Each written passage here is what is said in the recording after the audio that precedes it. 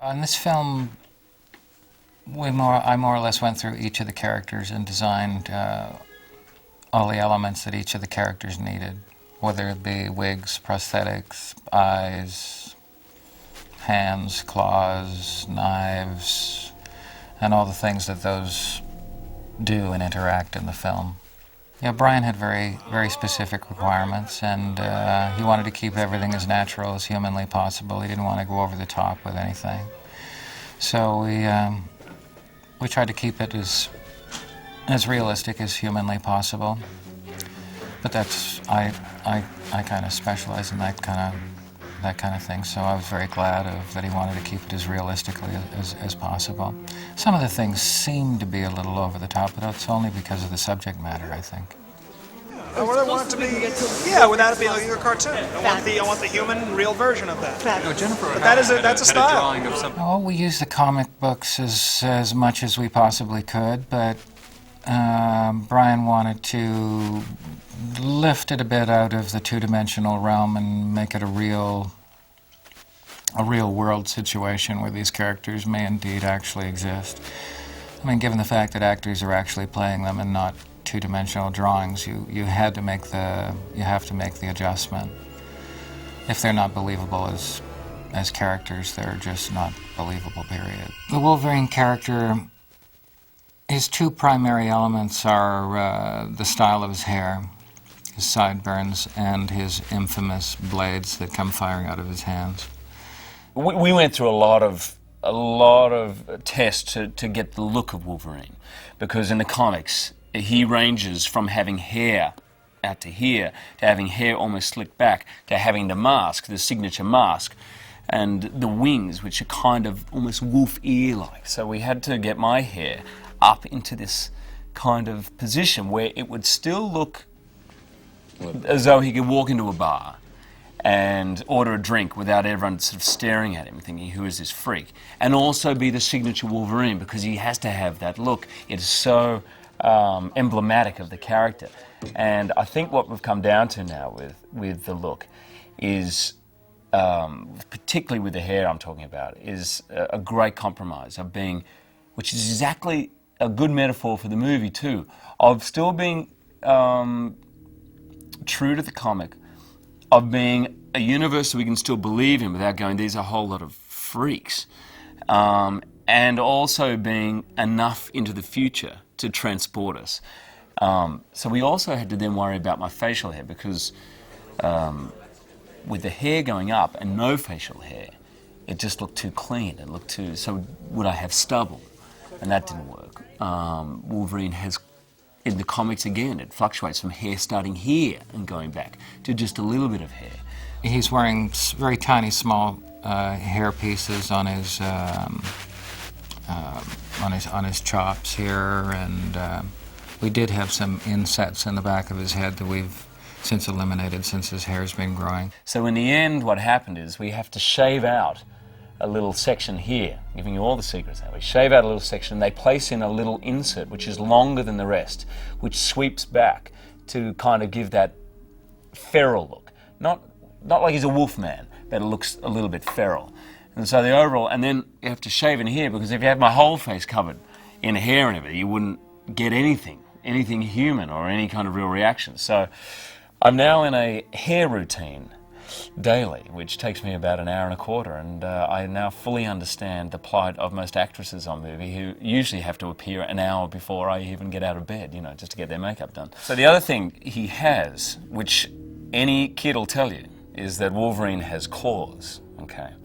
And they are housed in his arms. So his adamantium skeleton is all over his body as it existed. And they've placed in there these three sheaths or claws of metal that are sort of up his forearm. And when he chooses to, particularly when he's angry, he can shook them, that's S-H-O-O-K, out of his fists. So they come out through the skin and come out to about here. And these are razor sharp on all sides and all edges and can slice through any metal or any substance on the earth. So basically it makes him a pretty decent fighting machine. Well, I have a whole set of blades. There's probably about 15 different sets of different configurations that he wears. Some he wears in gloves, some that he he wears on his bare hands. Some of them are real, some of them are plastic, some of them are bendy, some of them are chopped off for punching through walls and stuff like that. His character turned out to be pretty straightforward. Wolverine's an attitude. Wolverine is Wolverine is a state of mind. It sounds terrible, but it is. The look is 30% of it, and the rest of it is down to in here.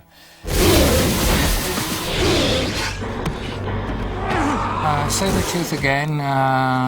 He's about a little over 2 hours. He's wearing full prosthetics from here up, full wig, eyebrows, and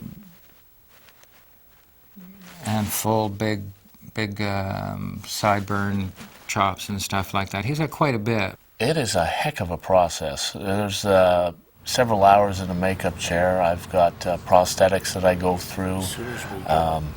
I've got a long wig that I'm wearing to add to my hair.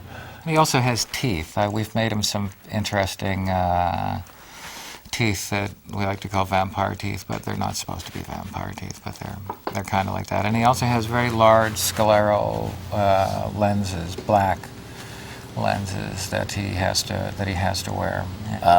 With the prosthetics and the whole look, the cat-like look that I take on to become Sabretooth, turns me into a rather vicious person.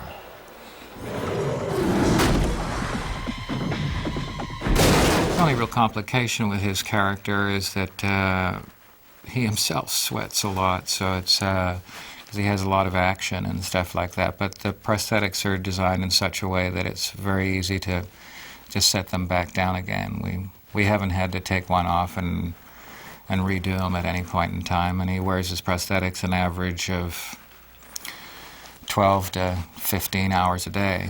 You know, people like you are the reason I was afraid to go to school as a child.